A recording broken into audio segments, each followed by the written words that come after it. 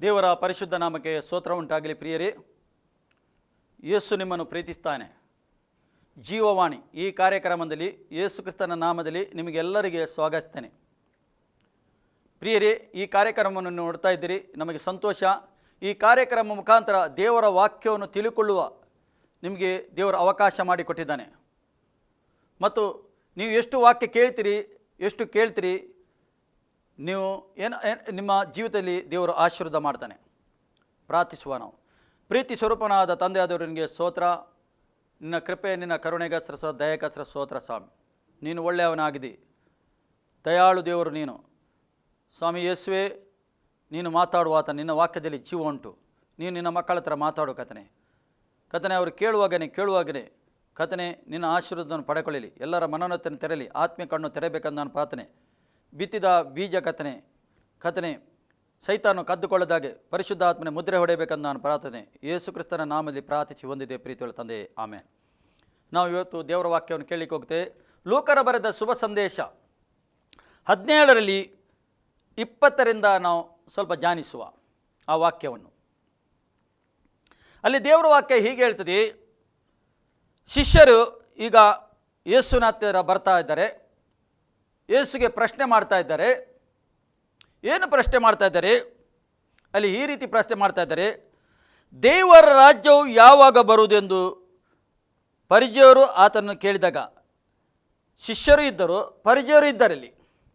ಈಗ ಪರಿಜಯರು ಕೇಳ್ತಾ ಇದ್ದಾರೆ, ಯೇಸು ದೇವರ ರಾಜ್ಯ ಯಾವಾಗ ಬರುವುದು? ಯೇಸು ಯಾವಾಗಲೂ ದೇವರ ರಾಜ್ಯದ ವಿಷಯದಲ್ಲಿ ಮಾತಾಡ್ತಿದ್ದನು. ಪ್ರಾರ್ಥನೆ ಕಲಿಸುವಾಗ ಕೂಡ ದೇವರ ರಾಜ್ಯದ ವಿಷಯದಲ್ಲಿಯೇ ಕಲಿಸಿದನು. ನಿನ್ನ ರಾಜ್ಯ ಬರಲಿ, ಈ ಲೋಕದಲ್ಲಿ ನಿನ್ನ ರಾಜ್ಯ ಬರಲಿ. ಶಿಷ್ಯರಿಗೆ ಪ್ರಾರ್ಥನೆ ಕಲಿಸಿಕೊಟ್ಟನು. ಪರಲೋಕದಲ್ಲಿ ಚಿತ್ತ ಏನುಂಟು, ಈ ಲೋಕದಲ್ಲಿ ಆಗಲಿ ಪ್ರಾರ್ಥನೆ ಕಲಿಸಿಕೊಟ್ಟನು. ಈ ಪರಿಜಯರು ಶಾಸ್ತ್ರಿಯವರು ಕೇಳಿದ್ದಾರೆ, ಯೇಸು ಮಾತಾಡಿದ್ದು ಎಲ್ಲ. ಈಗ ಯೇಸುಗೊಂದು ಪ್ರಶ್ನೆ ಮಾಡ್ತಾ ಇದ್ದಾರೆ.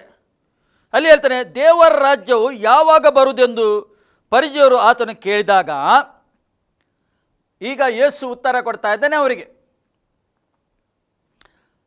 ಆತನು ಅವರಿಗೆ, ದೇವರ ರಾಜ್ಯವು ಪ್ರತ್ಯಕ್ಷವಾಗಿ ಬರುವಂಥದ್ದಲ್ಲ.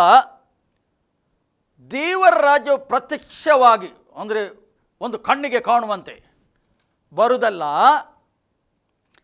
ದೇವರ ರಾಜ್ಯವು ಅಲ್ಲಿ ದೇವರ ರಾಜ್ಯವು ಪ್ರತ್ಯಕ್ಷವಾಗಿ ಬರುವುದಂತಲ್ಲ. ಇಗೋ ಅಲ್ಲಿ ಇದೆ, ಅಗೋ ಅಲ್ಲಿ ಇದೆ ಎಂದು ಹೇಳುವುದಕ್ಕಾಗುವುದಿಲ್ಲ.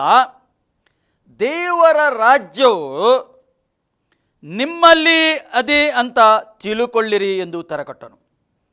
ದೇವರ ರಾಜ್ಯ ಅಲ್ಲಿ ಉಂಟು, ದೇವರ ರಾಜ್ಯ ಇಲ್ಲುಂಟು, ಅಲ್ಲಿ ಹಾಗಾಯಿತು, ಈಗ ಹಾಗೆ ಅಲ್ಲ ಹೇಳ್ತಾನೆ ಅವನು. ಆ ರೀತಿ ಅಲ್ಲ ದೇವರ ರಾಜ್ಯ ಎಂದು ಹೇಳಿದರೆ. ದೇವರ ರಾಜ್ಯವು ನಿಮ್ಮಲ್ಲೇ ಉಂಟು. ಈಗ ಹುಡುಕಿಕೊಂಡು ಹೋಗುವ ಅಗತ್ಯ ಇಲ್ಲ.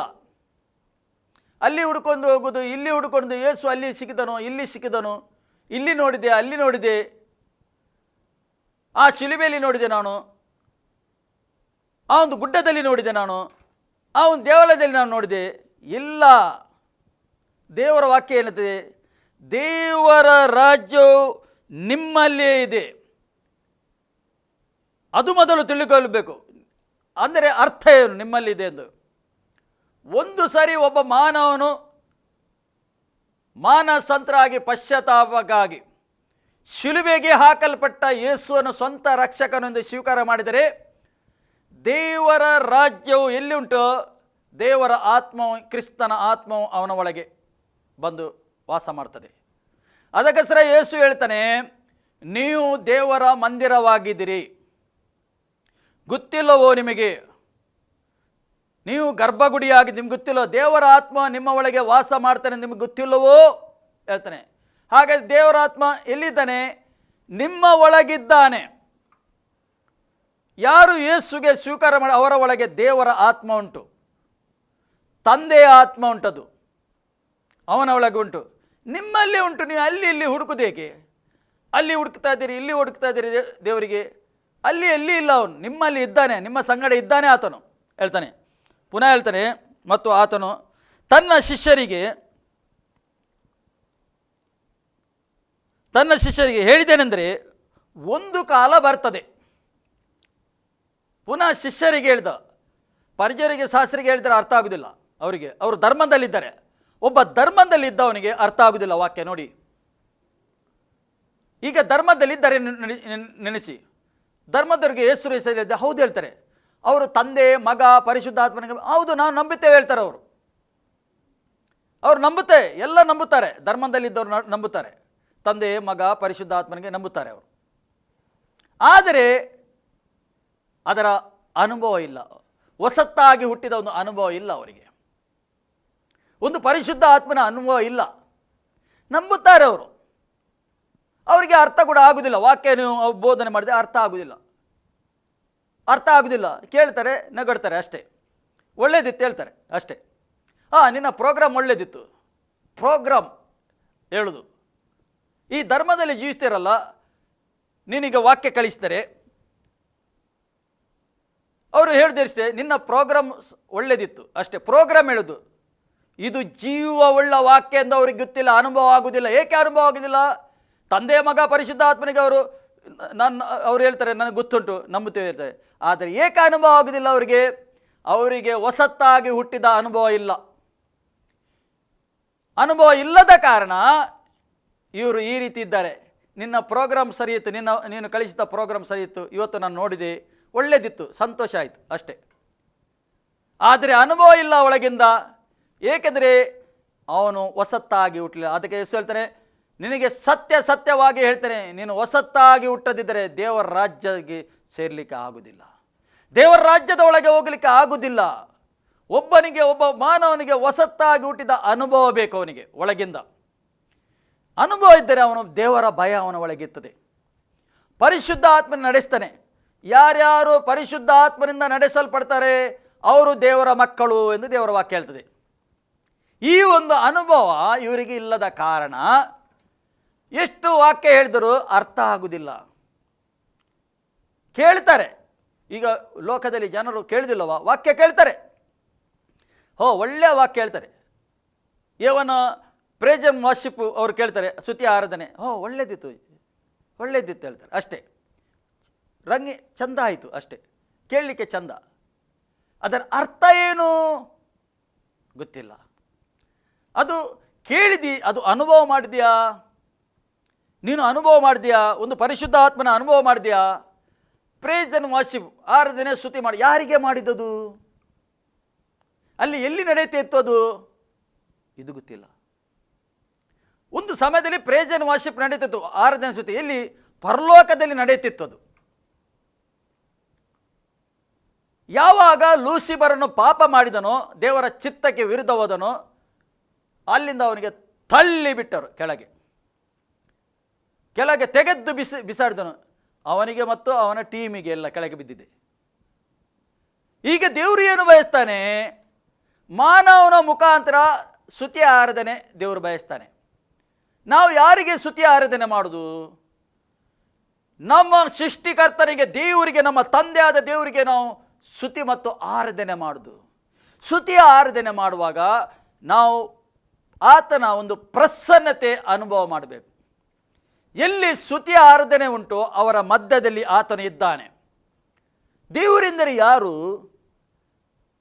ದೇವರನಿಗೆ ಅನುಭವ ಬೇಕಾ? ನೀನು ಸ್ತುತಿ ಆರಾಧನೆ ಮಾಡುವಾಗ ಆತನ ಪ್ರಸನ್ನತೆ ಅನುಭವ ಮಾಡುವಾಗ ನಿನಗೆ ಗೊತ್ತಾಗ್ತದೆ ದೇವರು ನಿನ್ನ ಮಧ್ಯದಲ್ಲಿದ್ದಾನೆ. ಅದಕ್ಕೆ ಹೇಳ್ತಾನೆ, 2-3 ಜನ ನನ್ನ ನಾಮದಲ್ಲಿ ಇಲ್ಲಿ ಪ್ರಾರ್ಥಿಸ್ತವರೋ, 2-3 ಜನ ನನ್ನ ನಾಮದಲ್ಲಿ ಎಲ್ಲಿ ಸ್ತುತಿ ಆರಾಧನೆ ಮಾಡೋದು ಅವರ ಮಧ್ಯದಲ್ಲಿ ನಾನು ಇರ್ತೇನೆ. ನಿನಗೆ ಅನುಭವ ಆಗ್ತದೆ ಅದರದ್ದು. ಒಂದು ವೇಳೆ ಅನುಭವ ಆಗದಿದ್ದರೆ ಖಂಡಿತವಾಗಿ ನಿನಗೆ ದೇವರ ವಿಷಯದಲ್ಲಿ ಅರ್ಥ ಆಗಲಿಲ್ಲ, ನೀನು ತಿಳುಕೊಳ್ಳಿಲ್ಲ. ಖಾಲಿ ನೀನು ನಂಬಿದ್ದಿ, ನೀನು ತಿಳುಕೊಳ್ಳಿಲ್ಲ. ದೇವರ ವಾಕ್ಯ ಏನು ಹೇಳ್ತದೆ? ಯೋಹನ ಸುವಾರ್ತೆ 17:3 ಹೇಳ್ತದೆ, ಯೇಸು ಕ್ರಿಸ್ತನನ್ನು ತಿಳುಕೊಳ್ಳುವುದೇ ನಿತ್ಯ ಜೀವ. ಇವತ್ತು ಯೇಸು ಕ್ರಿಸ್ತನನ್ನು ನಾವು ತಿಳುಕೊಳ್ಳಬೇಕು. ಒಬ್ಬ ವ್ಯಕ್ತಿ ಯೇಸು ಯಾರಾಗಿದ್ದಾನೆ, ಎಲ್ಲಿದ್ದವನು ಆತನು, ಯಾಕೆ ಈ ಭೂಲೋಕಕ್ಕೆ ಬಂದನು, ಯಾಕೆ ಆತನು ಮರಕ್ಕೆ ತೂಕಲ್ಪಟ್ಟನು, ಯಾಕೆ ಆತನು ಮರಕ್ಕೆ ತೂಕಲ್ಪಟ್ಟು ಯಾಕೆ ಆತನು ಸತ್ತನು, ಹೇಗೆ ಆತನು ಹೂಣಲ್ಪಟ್ಟು 3ನೇ ದಿವಸ ಜೀವಂತ ಆದನು, ಈಗ ಎಲ್ಲಿದ್ದಾನೆ, ಇದೆಲ್ಲ ತಿಳುವಳಿಕೆ ಬೇಕು ಅವನಿಗೆ. ಇದು ತಿಳುವಳಿಕೆ ಮೇನ್ ಇಂಪಾರ್ಟೆಂಟ್. ಮಾನವನಿಗೆ ತಿಳುವಳಿಕೆ ಇಲ್ಲದ ಕಾರಣ, ಈ ಪರಿಶುದ್ಧಾತ್ಮನೊಂದು ಅನುಭವ ಇಲ್ಲದ ಕಾರಣ ನನಗೆ ಒಳ್ಳೆಯದಾಯಿತು ಅಷ್ಟೇ, ನನಗೆ ಪ್ರೋಗ್ರಾಮ್ ಒಳ್ಳೆಯದಿತ್ತು ಅಷ್ಟೇ ಹೇಳುದು. ಹಾಗೆ ಅಲ್ಲ. ನಾವು ಸ್ತುತಿ ಆರಾಧನೆ ಯಾರಿಗೆ ಮಾಡೋದು? ನಾವು ದೇವರಿಗೆ, ನಮ್ಮ ಸೃಷ್ಟಿಕರ್ತನಿಗೆ ನಾವು ಮಾಡೋದು. ಈಗ ವಾಕ್ಯ ಯಾರ್ದದು? ವಾಕ್ಯ ನಮ್ಮ ವಾಕ್ಯ ಅಲ್ಲ, ಅದು ನಮ್ಮ ವಾಕ್ಯ ಅಲ್ಲ. ಅದರಲ್ಲಿ ಜೀವ ಉಂಟು. ಆದಿಯಲ್ಲಿ ವಾಕ್ಯ ಇತ್ತು, ವಾಕ್ಯ ದೇವರ ಬಳಿಯಲ್ಲಿತ್ತು. ಆ ವಾಕ್ಯವು ನರಾವತರಾಗಿ ಈ ಲೋಕದಲ್ಲಿ ಬಂದನು. ಯಾರು? ಯೇಸು ಕ್ರಿಸ್ತನು. ಆತನಲ್ಲಿ ಜೀವ ಇತ್ತು, ಆತನಲ್ಲಿ ಜೀವ ಉಂಟು. ಯಾರು? ಯೇಸು ಕ್ರಿಸ್ತನು. ಈ ವಾಕ್ಯ ಯಾರದು? ನಮ್ಮದಲ್ಲ, ಇದು ದೇವರ ವಾಕ್ಯ. ಅವರಿಗೆ ಗೊತ್ತುಂಟು, ಅವರಿಗೆ ಅಲ್ಲಿ ಕಲಿಸ್ತಾರೆ ಧರ್ಮದಲ್ಲಿ. ಇದು ವಾಕ್ಯ ಓದಿದ ನಂತರ ಇದು ದೇವರ ವಾಕ್ಯ ಹೇಳ್ತಾರೆ, ಅವರು ವಾಕ್ಯ ಹೇಳ್ತಾರೆ. ಆದರೆ ಇವರು ಜಸ್ಟ್ ಕೇಳುವುದು ಅಷ್ಟೇ, ಅದರ ಅರ್ಥ ಏನೊಂದು ಗೊತ್ತಿಲ್ಲ. ಎಷ್ಟು ಪರಿಶುದ್ಧ ವಾಕ್ಯ ಇದು! ಇದು ಪರಲೋಕದಿಂದ ಪರಿಶುದ್ಧ ಆತ್ಮದಿಂದ ಬರೆಯಲ್ಪಟ್ಟಿದ್ದ ವಾಕ್ಯ, ಮಾನವನಿಗೆ ಕೊಡಲ್ಪಟ್ಟಿದೆ ಇದು ವಾಕ್ಯ. ಪುಸ್ತಕಗಳು ತುಂಬ ಉಂಟು. ಪರಲೋಕದ ಜೀವಿತದ ಪುಸ್ತಕ ಉಂಟು, ಕೃತ್ಯದ ಪುಸ್ತಕ ಉಂಟು. ಈ ಲೋಕದಲ್ಲಿ ಒಂದು ಪುಸ್ತಕ ಕೊಟ್ಟಿದ್ದಾನೆ ದೇವರು, ಅದು ಸತ್ಯವೇದವಾಗಿದೆ. ಮಾನವನಿಗೆ ಕೊಡಲ್ಪಟ್ಟಿದೆ. ಮಾನವನು ಓದಿ ತಿಳುಕೊಂಡು ಅವನು ನಿತ್ಯ ಜೀವವನ್ನು ಪಡೆಕೊಳ್ಳಬೇಕೆಂದು ಮಾನವನಿಗೆ ಅದು ಕೊಡಲ್ಪಟ್ಟಿದೆ. ಈಗ ಯಾರ ಕೈಯಲ್ಲಿ? ನಮ್ಮ ಕೈಯಲ್ಲಿ ಉಂಟಿದ್ದು. ಈಗ ಇದು ಓದಿ, ಇದು ತಿಳುಕೊಂಡು, ಕ್ರಿಸ್ತನ ಯಾರ ಆಗಿದ್ದಾನೆ ತಿಳುಕೊಂಡು ನಾವು ನಿತ್ಯತ್ವವನ್ನು ಪಡೆಕೊಳ್ಳಬೇಕೆಂದು ಅದು ದೇವರ ತಂದೆಯಾದ ದೇವರ ಚಿತ್ತವಾಗಿದೆ. ಅದಕ್ಕೆ ಮಾನವನಿಗೆ ಒಳ್ಳೆಯದು ಕೆಟ್ಟದು ಅರಿವು ಆತನೇ ಚೂಸ್ ಮಾಡಿದೆ. ಯಾರು? ಮಾನವನು ಚೂಸ್ ಮಾಡಿದ್ದು. ಒಳ್ಳೆಯದ ಕೆಟ್ಟದ್ದು ಎಲ್ಲಿಂದ ಬಂತು? ಯಾವಾಗ ಆತನು ಒಳ್ಳೆಯದು, ಈ ಮರದ ಹಣ್ಣು ತಿನ್ನಬೇಡ, ಈ ಮರದ ಹಣ್ಣಲ್ಲಿ ಒಳ್ಳೆಯದು ಕೆಟ್ಟದ್ದು ಅರಿವು ಇತ್ತು, ತಿನ್ನಬೇಡ ಎಂದು ಹೇಳಿದ ಮರದ ಹಣ್ಣನ್ನು ಆತನು ತಿಂದನು. ಸೈತಾನನ ಪ್ರೇರಣೆಗೆ ಬಿತ್ತು, ಕುಯುಕ್ತಿಗೆ ಬಿತ್ತು ಅವನು ಆ ಕುಯುಕ್ತಿಗೆ ಸಿಕ್ಕಿಬಿದ್ದು ಹವ್ವಳು ತಿಂದಳು, ಆದಮನು ತಿಂದನು. ಈಗ ಏನಾಯಿತು? ಒಳ್ಳೆದರ ಕೆಟ್ಟದರ ಅರಿವು ಯಾರು? ಅವರು ಸ್ವೀಕಾರ ಮಾಡಿದರು. ಆ ಒಂದು ಆದಮ ಹವ್ವಳಿಗೆ ಹುಟ್ಟಿದ ಜನಾಂಗ ಎಲ್ಲ ಈ ಲೋಕದಲ್ಲಿ, ಇಡೀ ಜನಾಂಗ ನೋಡ್ತಿರಲ್ಲ, ಆ ಜನಾಂಗ ಒಳ್ಳೆದರ ಕೆಟ್ಟದ ಅರಿವು ಉಂಟು. ಈಗ ನಮಗೆ ಈ ಸತ್ಯವೇದ ಬರಬೇಡಿ, ಒಳ್ಳೆದ ಕೆಟ್ಟದ ಅರಿವು ನಮಗೆ ನಾವು ತಿಳ್ಕೊಳ್ಬೇಕಾಗ್ತದೆ. ಇಷ್ಟೆಲ್ಲ ಜನರು ಇಷ್ಟು ಎಜುಕೇಷನ್ ಕಲಿತಾ ಇದ್ದಾರೆ, ಇಷ್ಟು ಸೈನ್ಸ್ ಇಷ್ಟು ಮುಂದೆ ಹೋಗಿದೆ, ಇಷ್ಟು ಟೆಕ್ನಾಲಜಿ ಮುಂದೆ ಹೋಗಿದೆ ಲೋಕದಲ್ಲಿ, ಇಷ್ಟೆಲ್ಲ ಜ್ಞಾನ ತುಂಬಿದೆ. ಶಾಲೆಯಿಂದ ಶಾಲೆ, ಬೇರೆ ಬೇರೆ ಶಾಲೆ, ಯೂನಿವರ್ಸಿಟಿ ಅದು ಎಲ್ಲ ಉಂಟು. ಜನರು ಅದು ಕಲಿತಾರೆ. ಆದರೆ ಇದು ನಿತ್ಯ ಮಾನವನಿಗೆ ಜೀವಿಸಲಿಕ್ಕೆ ಕಲಿಸ್ತದೆ. ಅದು ಯಾವುದು ಕಲಿಸ್ತದೆ? ಲೋಕದ ಎಜುಕೇಷನ್ ಅದು ಕಲಿಸ್ತದೆ. ಈ ಲೋಕದಲ್ಲಿ ನೀನು ಹೇಗೆ ಜೀವಿಸಬೇಕು, ಹೇಗೆ ಇರಬೇಕು ಅದು ಕಲಿಸ್ತದೆ. ಅಂದರೆ ಅದು ನಿನಗೆ ಹೇಗೆ ಕೆಲಸ ಮಾಡಿ, ಹೇಗೆ ಅಭಿವೃದ್ಧಿ ಹೊಂದಬೇಕು, ನೀನು ಹೇಗೆ ಹಣ ಮಾಡಬೇಕು, ಹೇಗೆ ಪದವಿ ಜಯಿಸಬೇಕು ನೀನು, ಅದು ಕಲಿಸ್ತದೆ. ಆದರೆ ಇದು ಹೇಗೆ ನೀನು ನಿತ್ಯ ಬಾಳಬೇಕು, ಹೇಗೆ ದೇವರ ಚಿತ್ತ ನೆರವೇರಬೇಕು, ಇದೆಲ್ಲ ಈ ಪುಸ್ತಕ, ಈ ಸತ್ಯವೇದವು ಮಾನವರಿಗೆ ಕಲಿಸ್ತದೆ. ಅದಕ್ಕೆ ಸರ ಮುಂದೆ ಓದುವ ನಾವು. ಮತ್ತು ಆತನ ಶಿಷ್ಯರು ಹೇಳಿದರೆಂದರೆ, ಒಂದು ಕಾಲ ಬರುತ್ತದೆ, ಅದರಲ್ಲಿ ನೀವು ಮನುಷ್ಯ ಕುಮಾರನ ದಿವಸಗಳೊಳಗೆ ಒಂದು ದಿವಸವನ್ನು ನೋಡಬೇಕೆಂದು ಅಪೇಕ್ಷಿಸಿದರೂ ಅದನ್ನು ನೋಡದೇ ಇರುವಿರಿ. ಮನುಷ್ಯ ಕುಮಾರ ಒಂದು ದಿವಸ ನಾವು ನೋಡಬೇಕು, ಒಂದು ದಿವಸ ನೋಡಬೇಕು, ಸಾಧ್ಯ ಇಲ್ಲ ಹೇಳ್ತಾನೆ. ನೀವು ಅಪೇಕ್ಷಿಸ್ತೀರಿ ಆ ದಿವಸದಲ್ಲಿ, ಆದರೆ ಆಗುವುದಿಲ್ಲ ಎಂದು ಯೇಸು ಹೇಳ್ತಾನೆ. ನೋಡಿ, ಸಾಧ್ಯ ಇಲ್ಲ ಎಂದು ಯೇಸು ಹೇಳ್ತಾನೆ. ಪುನಃ ಅಲ್ಲಿ ಹೇಳ್ತಾನೆ, ಜನರು ನಿಮಗೆ ಅಗೋ ಅಲ್ಲಿದ್ದಾನೆ, ಅಗೋ ಇಲ್ಲಿದ್ದಾನೆ ಎಂದು ಹೇಳಿದರೆ ನೀವು ಹೊರಟು ಹೋಗಬೇಡಿರಿ. ಜನರಿಗೆ ಹೇಳ್ದು, ಯೇಸು ಆಗೋ ಅಲ್ಲಿದ್ದಾನೆ, ಯೇಸು ಇಲ್ಲಿ ಪ್ರತ್ಯಕ್ಷನಾದನು, ಯೇಸು ಅಲ್ಲಿ ಪ್ರತ್ಯಕ್ಷನಾದನು, ಯೇಸು ಅಲ್ಲಿದ್ದಾನೆ, ಯೇಸು ಅದರ ಒಳಗಿದ್ದಾನೆ, ಇದರ ಒಳಗಿದ್ದಾನೆ, ನೀವು ನಂಬಬೇಡಿರಿ, ನೀವು ನಂಬಿ ಅವರ ಹಿಂದೆ ಹೋಗಬೇಡಿರಿ ಹೇಳ್ತಾನೆ.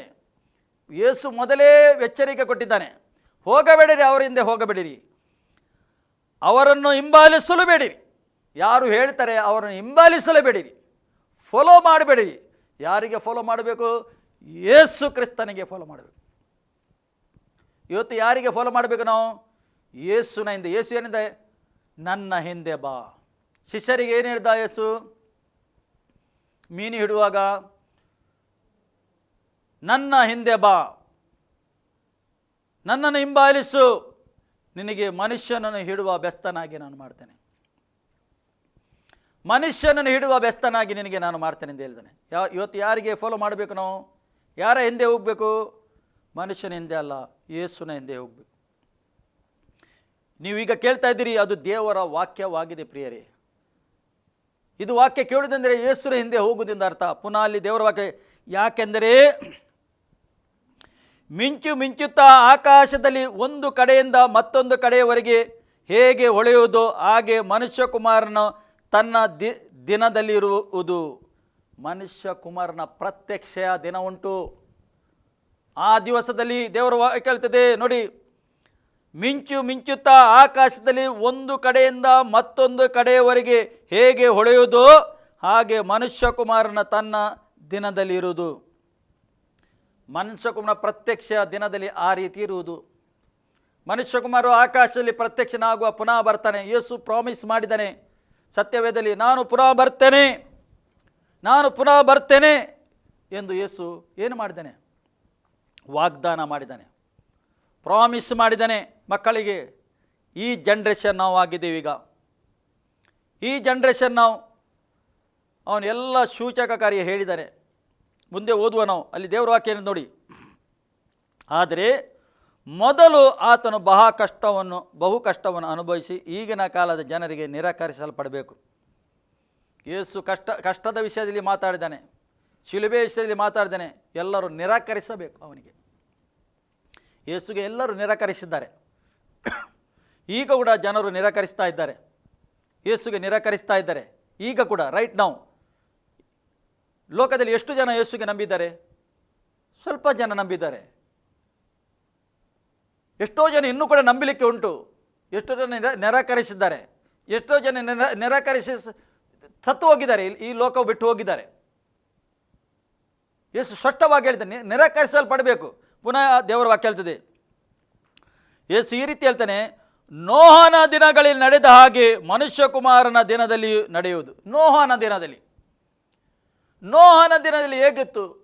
ನೋಹನ ದಿನದಲ್ಲಿ ಪಾಪದ ಮೇಲೆ ಪಾಪ, ಸುಳ್ಳು, ಮೋಸ, ವೈಭಿಚಾರ, ಕೊಲೆ, ದೇವರ ಚಿತ್ತಕ್ಕೆ ವಿರುದ್ಧವಾದ ಪಾಪ, ಗಂಡಸರು ಮದುವೆ ಆಗೋದು, ಹೆಂಗಸರು ಮದುವೆ ಆಗೋದು.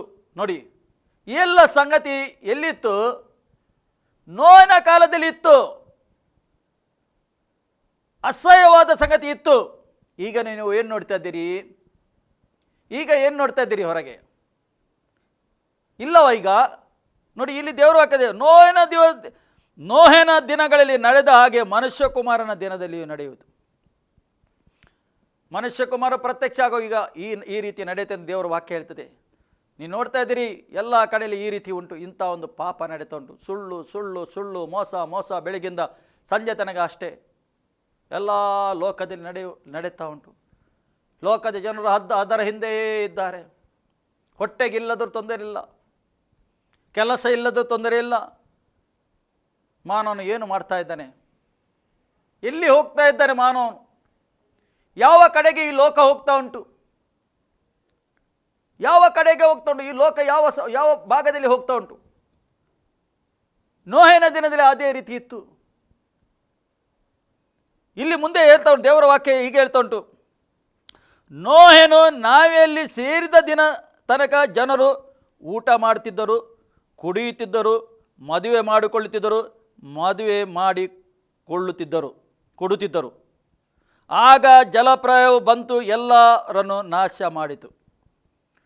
ನೋಹೆ 100 ವರ್ಷ ತನಕ ಆತನು ಸುವಾರ್ಥ ಸಾರಿದ್ದಾನೆ. ಆ ನೋವೆಯ ಅವನಿಗೆ ಒಂದು ಹಡಗು ಕಟ್ಟಲಿಕ್ಕೆ ಎಷ್ಟು ವರ್ಷ ತಾಗಿತು ಅವನಿಗೆ? ದೇವರ ಮಾದರಿ ಪ್ರಕಾರ ಅವನು ಕಟ್ಟಬೇಕು. ಅವನು ನೋವೆ ಯಾವುದು ಅದು ನಾವೇ ಕಟ್ಟಬೇಕು. ಅವನು ಎಷ್ಟು ಜನ ಆಚಾರಿಗಳು ಇರ್ಬೋದು? ಎಷ್ಟು ಮಿಲಿಯನ್ಸ್ ಅವನಿಗೆ ಖರ್ಚೆ ಆಗಿದೆ ಆ ಸಮಯದಲ್ಲಿ. ಎಷ್ಟೋ ಖರ್ಚು. ಅವನು ಸುವಾರ್ಥ ಹೇಳಿಲ್ಲವ? ಎಲ್ಲರಿಗೆ ಸುವಾರ್ಥ ಹೇಳಿದ್ದಾನೆ ಆತನು. ನೋಡಿ, ಮಳೆ ಬರ್ತದೆ ಮೇಲಿಂದ, ಇದು ಈ ಈ ಒಂದು ಈ ಈ ಒಂದು ಜಗತ್ತು ನಾಶವಾಗ್ತದೆ. ನಿಮ್ಮ ಪಾಪವನ್ನು ಬಿಟ್ಟು ಬಿಡಿರಿ, ಪಾಪದಿಂದ ಹೊರಗೆ ಬನ್ನಿರಿ, ನಿಜ ದೇವರು ಜೀವಿಸುವ ದೇವರು ಯಾರನ್ನು ಕಂಡುಕೊಳ್ಳಿರಿ, ಮಾನಸಾಂತರ ಆಗಿರಿ, ಪಶ್ಚಾತ್ತಾಪ ಆಗಿರಿ, ದೇವರ ಕಡೆಗೆ ತಿರುಗಿರಿ, ನೀವು ನಿಮ್ಮ ಕೆಟ್ಟತನವನ್ನು ಬಿಡಿರಿ. ಹೇಳಿಲ್ಲವ ನೋವೇ ಹಗಲು ರಾತ್ರಿ ಹೇಳಿದ್ದಾನೆ. ಅವನು ನಾವೇದ ಕೆಲಸ ಮಾಡಿದ್ದಾನೆ, ಆಚಾರಿಗಳಿಗೆಲ್ಲ ಹೇಳಿದ್ದಾನೆ. ಅಲ್ಲಿ ಯಾರ್ಯಾರು ಕೆಲಸ ಮಾಡದೆ ಮರ ಕಟ್ಟಿದ್ದಾರೆ ಅವರಿಗೆಲ್ಲರಿಗೂ ಸುವಾರ್ತೆ ಹೇಳಿದ್ದಾನೆ. ಅವನು ಎಲ್ಲ ಮಾನವನಿಗೆ ಸುವಾರ್ತೆ, ಎಲ್ಲರೂ ಅವನಿಗೆ ಗೇಲಿ ಮಾಡಿದ್ದು. ಎಲ್ಲರೂ ಏನು ಮಾಡಿದ್ರು? ಗೇಲಿ. ಅವನಿಗೆ ಹುಚ್ಚು ಶುರು ಆಗಿದೆ. ಅವನು ಸರಿ ಇಲ್ಲ, ಅವನು ಅದಕ್ಕೆ ಸೇರಿದ್ದಾನೆ, ಇವನು ಇದಕ್ಕೆ ಸೇರಿದ್ದಾನೆ. ಈಗ ಇಲ್ಲವ, ಈಗ ಹಾಗೆ ಉಂಟು. ಅವನಿಗೆ ಹುಚ್ಚು ಶುರು, ಅವನು ಅದಕ್ಕೆ ಸೇರಿದ್ದಾನೆ, ಆ ಗುಂಪಿಗೆ ಸೇರಿದ್ದಾನೆ, ಈ ಗುಂಪಿಗೆ ಸೇರಿದ್ದಾನೆ. ಗೇಲಿ ಮಾಡುವುದು, ಗೇಲಿ. ಈಗ ಕೂಡ ಗೇಲಿ ಮಾಡುದು ಉಂಟು. ಅದೇ ರೀತಿ ಮನುಷ್ಯ ಕುಮಾರನು ಬರುವಾಗ ಜನರು ಈ ರೀತಿ ಇರುತ್ತಾರೆ. ಇಲ್ಲಿ ದೇವರ ವಾಕ್ಯ ಏನು ಹೇಳ್ತದೆ? ಮನುಷ್ಯ ಕುಮಾರ ದಿವಸದಲ್ಲಿ ನೋವಿನ ನಾವೆಯಲ್ಲಿ ಸೇರುವ ದಿನಕ ತನಕ ಜನರು ಊಟ ಮಾಡ್ತಿದ್ದರು. ಸರಿ ಊಟ, ಒಂದೇ ಕೆಲಸ, ಊಟ ಮಾಡೋದು, ಕುಡಿಯುತ್ತಿದ್ದರು. ಈಗ ಕೂಡ ಕುಡಿದಿಲ್ಲವ? ಇಷ್ಟು ಲಾಕ್ಡೌನ್ ಆಯಿತು, ಅದು ಕುಡುಕತನ ಬಿಡಲಿಲ್ಲ ಜನರು.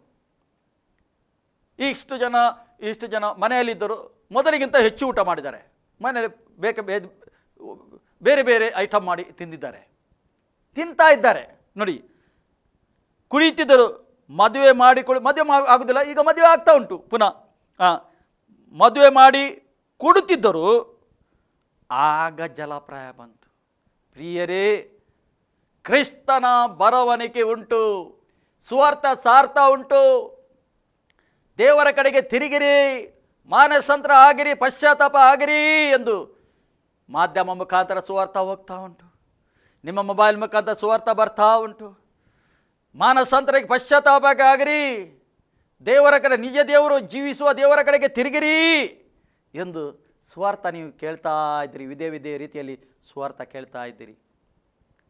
ಈಗ ನಾವು ಈಗ ಇದ್ದ ಜನಾಂಗವು ಮಜಾ ಮಾಡುವ ಜನಾಂಗ ಅಲ್ಲ, ಮಜಾ ಮಾಡುವ ಸಮಯ ಎಲ್ಲ. ಈಗ ಸಿದ್ಧತೆಯ ಸಮಯ, ಈಗ ಸಿದ್ಧತೆಯ ಸಮಯ. ಕ್ರಿಸ್ತನ ಯಾರಾಗಿದ್ದಾನೆ? ದೇವರು ಪರಿಶುದ್ಧನಾಗಿದ್ದಾನೆ. ದೇವರ ವಾಕ್ಯ ಏನಂತೆ?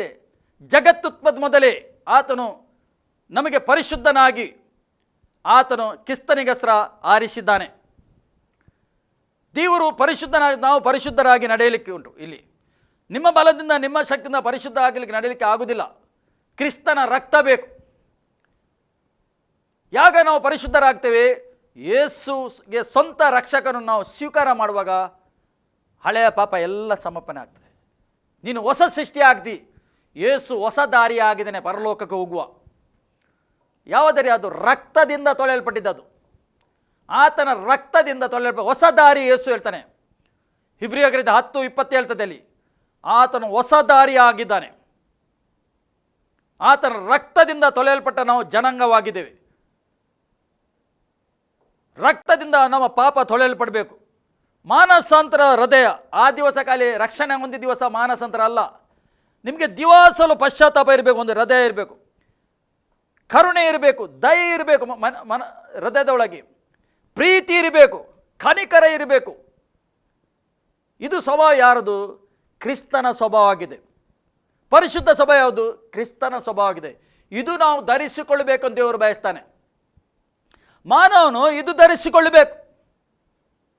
ದೇವರು ಏನು ಬಯಸ್ತಾನೆ? ಇವತ್ತು ಮಾನಸಾಂತರಾಗಿ ಪಶ್ಚಾತ್ತಾಪ ಆಗಿ ದೇವರ ಕಡೆಗೆ ತಿರುಗಬೇಕು, ದೇವರ ಮಾರ್ಗದಲ್ಲಿ ನಡೆಯಬೇಕಂತ ದೇವರು ಬಯಸ್ತಾ ಇದ್ದಾನೆ. ಮಾರ್ಗಗಳು ತುಂಬ ಉಂಟು, ಎಂಟರ್ಟೈನ್ಮೆಂಟ್ ತುಂಬ ಉಂಟು ಲೋಕದಲ್ಲಿ. ಪಾಪ ಮಾಡಲಿಕ್ಕೆ ಮಾರ್ಗ ತುಂಬ ಉಂಟು. ದೇವರು ನಿಮ್ಮ ಒಟ್ಟಿಗೆ ಜೀವಿಸಲಿಕ್ಕೆ ಬಯಸ್ತಾನೆ. ನೀವು ದೇವರಿಲ್ಲದೆ ಜೀವಿಸಬಹುದು. ಹೇಗೆ ಜೀವಿಸಬಹುದು? ಪಾಪದಲ್ಲಿ ಇಡೀ ದಿವಸ ಪಾಪ, ಇಡೀ ದಿವಸ ಆ ಮೊಬೈಲಲ್ಲಿ ಇಡೀ ದಿವಸ ಕೆಟ್ಟ ಕೆಟ್ಟ ಸಂಗತಿ ನೋಡಿ, ಬೇಕಾದ ರೀತಿಯಲ್ಲಿ ಶರೀರಕ್ಕೆ ಬೇಕು, ಎಷ್ಟು ಬೇಕು, ಖುಷಿ ಬೇಕು, ಅದು ಮಾಡಿ ನೀವು ಜೀವಿಸಬಹುದು, ಮಾನವನು ಜೀವಿಸಬಹುದು. ಆದರೆ ದೇವರು ಹಾಗೆ ಅಲ್ಲ. ದೇವರು ಆ ರೀತಿ ಅಲ್ಲ. ದೇವರು ಮಾನವನೊಟ್ಟಿಗೆ ಜೀವಿಸಲಿಕ್ಕೆ ಬಯಸ್ತಾನೆ. ಆತ ನಿಮ್ಮೊಟ್ಟಿಗೆ ಜೀವಿಸಲಿಕ್ಕೆ ಬಯಸ್ತಾನೆ, ನಿಮ್ಮ ಸಂಗಡ ಜೀವಿಸಲಿಕ್ಕೆ ಬಯಸ್ತಾನೆ. ಹೇಗೆ? ಆ ಪರಿಶುದ್ಧ ದೇವರ ಮಕ್ಕಳ ಒಟ್ಟಿಗೆ ಜೀವಿಸಲಿಕ್ಕೆ ಬಯಸ್ತಾ ಇದ್ದಾನೆ. ಅದಕ್ಕೆ ಆತನು ಹುಡುಕಿಕೊಂಡು ಬಂದನು. ಈ ಲೋಕಕ್ಕೆ ಆತನು ಹುಡುಕಿಕೊಂಡು ಬಂದಿದ್ದಾನೆ. ಮಾನವನಿಗೆ ಹುಡುಕಿಕೊಂಡು ಬಂದನು. ಈಗ ನಮಗೆ ಹುಡುಕುವ ಹಾಗೆ ಮಾಡಿದ್ದಾನೆ. ಮಾನವನು ದೇವರಿಗೆ ಹುಡುಕುವ ಹಾಗೆ ಮಾಡಿದ್ದಾನೆ. ಈ ಸೃಷ್ಟಿ ನೋಡಿ ಆದರೂ, ಈ ಜಗತ್ತು ನೋಡಿ ಆದರೂ ನಾವು ಒಬ್ಬ ದೇವರು ಸೃಷ್ಟಿಕರ್ತನು ಇದ್ದಾನೆಂದು ನಾವು ನಂಬಬೇಕು. ಮಾನವ ನಂಬಬೇಕು. ಒಬ್ಬನಿದ್ದಾನೆ ಸೃಷ್ಟಿಕರ್ತನು, ಅದು ನಾವು ನಂಬಬೇಕು. ಮಾನವನು ನಂಬಬೇಕು ಇವತ್ತು. ಏಕೆಂದರೆ ನಾವು ತೀರ್ಪಿಗೆ ಗುರಿಯಾಗಬಾರ್ದು. ದೇವರ ಕೃಪೆ ಉಂಟು. ಈಗ ಕೂಡ ಅವಕಾಶ ಉಂಟು. ನಿಜ ದೇವರು, ಜೀವಿಸುವ ದೇವರು ಯಾರೆಂದು ತಿಳ್ಕೊಳ್ಳಿಕ್ಕೆ ಈಗ ಕೂಡ ಅವಕಾಶ ಉಂಟು ಮಾನವನಿಗೆ. ಈ ಇದ್ದ ಅವಕಾಶ ನಾವು ಪಡೆಕೊಂಡು ರಕ್ಷಣೆ ಹೊಂದಬೇಕು ಅಂತ ದೇವರು ಬಯಸ್ತಾ ಇದ್ದಾನೆ. ಎರಡು ಕೈ ಚಾಚಿ ದೇವರು ಸಿದ್ಧ ಇದ್ದಾನೆ. ಮಗಳೇ, ಮಗನೇ, ನಿನ್ನ ಪಾಪದ ಕೃತ್ಯ ನೀನು ಬಿಡು, ನನ್ನ ಕಡೆಗೆ ತಿರುಗು. ನನ್ನ ಕಡೆಗೆ ನಿನಗೆಸರು ನಾನು ರಕ್ತವನ್ನು ಕೊಟ್ಟಿದ್ದೇನೆ. ನಿನಗೆಸರು ನಾನು ಶಿಲುಬೆಯಲ್ಲಿ ನೇತಾಡಿದ್ದೇನೆ. ನಿನಗೆಸರು ನಾನು ನನ್ನ ಪ್ರಾಣವನ್ನು ಕೊಟ್ಟಿದ್ದೇನೆ. ನಿನಗೆಸರು ನಾನು ಉಣಲ್ಪಟ್ಟು 3ನೇ ದಿವಸ ಜೀವಂತವಾಗಿದ್ದೇನೆ. ನಿನಗೆಸರ ನೀನು ಜೀವಂತವಾಗಬೇಕೆಂದು. ನೋಡಿ ಎಷ್ಟು ದೊಡ್ಡ ತ್ಯಾಗ ದೇವರು ಮಾಡಿದ್ದಾನೆ. ಖಂಡಿತವಾಗಿ ನಿಮಗೆ ಈ ವಾಕ್ಯ ಅರ್ಥ ಆಯಿತು ಎಂದು ನಾನು ಬಯಸ್ತೇನೆ. ಈ ವಾಕ್ಯದಿಂದ ದೇವರು ನಮಗೆ ಆಶೀರ್ವಾದ ಮಾಡಲಿ. ಆಮೇಲೆ ಯಾರ್ಯಾರಿಗೆ ರಕ್ಷಣೆ ಆಗಲಿಲ್ಲ, ನಾನೊಂದು ಪ್ರಾರ್ಥನೆ ಹೇಳ್ತೇನೆ, ರಿಪೀಟ್ ಮಾಡಿ ಮಾನಸಾಂತರದಿಂದ ಪಶ್ಚಾತ್ತಾಪದ. ಯೇಸುವೇ, ಯೇಸುವೇ, ನನಗೆ ನೀನು ಬೇಕು. ನಾನೊಂದು ಪಾಪಿ ಆಗಿದ್ದೇನೆ. ಯೇಸುವೇ, ನೀನು ನನಗೋಸ್ಕರ ಶಿಲುಬೆಯಲ್ಲಿ ಜಜ್ಜಲ್ಪಟ್ಟು ರಕ್ತವನ್ನು ಸುರಿಸಿದಿ ಮತ್ತು ಪ್ರಾಣವನ್ನು ಬಿಟ್ಟಿದ್ದಿ. ಈ ಸತ್ಯ ನಾನು ನಂಬುತ್ತೇನೆ. ಯೇಸುವೇ, ನಿನಗೆ ಹೂಣಲ್ಪಟ್ಟು ನೀನು 3ನೇ ದಿವಸ ಜೀವಂತವಾಗಿದ್ದಿ. ಈ ಸತ್ಯ ನಾನು ನಂಬಿದ್ದೇನೆ. ನೀನು ಪರಲೋಕಕ್ಕೆ ಹೋಗಿ ತಂದೆಯ ಬಲಬಸದಲ್ಲಿ ಕೂತ್ಕೊಂಡಿದ್ದಿ. ಈ ಸತ್ಯ ನಾನು ನಂಬಿದ್ದೇನೆ. ನೀನು ಪುನಃ ಬರ್ತಿ. ಈ ಸತ್ಯ ನಾನು ನಂಬುತ್ತೇನೆ. ಯೇಸುವೇ, ನೀನು ನನ್ನ ಒಳಗೆ ಬಾ. ನೀನು ಯಾವಾಗ ನನ್ನ ಒಳಗೆ ಬಾ ಎಂದು ಹೇಳುವಾಗ ನಿನಗೆ ನೀತಿ ದೊರೆಯುತ್ತದೆ. ನನ್ನ ಒಳಗೆ ಬಾ, ನಿನ್ನನ್ನು ರಕ್ಷಕನು, ನಿನ್ನ ದೇವರಾಗಿದ್ದಿ ಎಂದು ಹೇಳುವಾಗ ನಿನಗೆ ರಕ್ಷಣೆ ಆಗ್ತದೆ. ಅದರ ನಂತರ ಪ್ರಿಯರೇ, ನಿಮಗೆ ಏನು ಬೇಕು? ತಂದೆಯ, ಮಗ, ಪರಿಶುದ್ಧ ಆತ್ಮ ನಮಗೆ ದೀಕ್ಷಾಸ್ನಾನ ಬೇಕು. ನಿಮಗೆ ಖಂಡಿತ ನೀವು ಯಾರ್ಯಾರು ಕನ್ಫೆಷನ್ ಮಾಡಿದಿರಿ, ಈಗ ಖಂಡಿತ ನಿಮಗೆ ರಕ್ಷಣೆ ಆಯಿತು. ದೇವರ ಆತ್ಮ ನಿಮಗೆ ನಡೆಸಲಿ. ದೇವರ ಆತ್ಮ ನಿಮಗೆ ಕಾಯಲಿ. ತಂದೆ, ನೀನು ಕಾಯುವರಿಗೆ, ದೇವರಾತ್ಮನೇ ಇವರಿಗೆ ಸಹಾಯ ಮಾಡಬೇಕಂತ ನಾನು ಪ್ರಾರ್ಥನೆ. ರೈಟ್ ಮಾರ್ಗದಲ್ಲಿ ನಡೆಯಲಿಕ್ಕೆ, ಸತ್ಯ ಮಾರ್ಗದಲ್ಲಿ ನಡೆಯಲಿಕ್ಕೆ ಇವರಿಗೆ ನಿನ್ನ ಸಹಾಯ ಬೇಕು ಕರ್ತನೇ. ನಿನ್ನ ಸಹಾಯ ಇಲ್ಲದೆ ಏನು ಮಾಡಲಿಕ್ಕೆ ಇವರು ಸಾಧ್ಯ ಇಲ್ಲ ಸ್ವಾಮಿ. ಪರಿಶುದ್ಧಾತ್ಮನ ಇವರಿಗೆ ನಡೆಸು. ಯಾರ್ಯಾರು ಕನ್ಫೆಷನ್ ಮಾಡಿದ್ದಾರೆ, ಯಾರ್ಯಾರು ಈ ಪ್ರಾರ್ಥನೆ ಹೇಳಿದ್ದಾರೆ ಸ್ವಾಮಿ, ಅವ್ರ ಹೃದಯದಲ್ಲಿ ನೀನು ಬಂದು ವಾಸ ಮಾಡಿದ್ದಕ್ಕೆ ಸ್ತೋತ್ರ. ನೀನು ವಾಸ ಮಾಡಿದ್ದಕ್ಕೆ ಸ್ತೋತ್ರ. ಇವ್ರಿಗೆ ರಕ್ಷಣೆ ಆತಗೆ ಯೇಸು ನಾಮಲಿ ಪ್ರಾರ್ಥಿಸಿ ಒಂದೇ ತಂದೆ, ಆಮೇಲೆ. ಈ ಕಾರ್ಯಕ್ರಮ ನೋಡಿದ್ದಕ್ಕೆ ದೇವರು ಒಳ್ಳೆಯದು ಮಾಡಿ. ಹೆಚ್ಚಿನ ಸಂಪರ್ಕ ಬಗ್ಗೆ ಕೆಳಗೆ ನಂಬರ್ ಉಂಟು, ನಿಮಗೆ ಕರೆ ಮಾಡ್ಬೋದು. ನೀವು ಕರೆ ಮಾಡಿದ ನಾವು ಪ್ರಾರ್ಥನೆ ಮಾಡಲಿಕ್ಕೆ ಸಿದ್ಧರಿದ್ದೇವೆ. ಆಮೇಲೆ.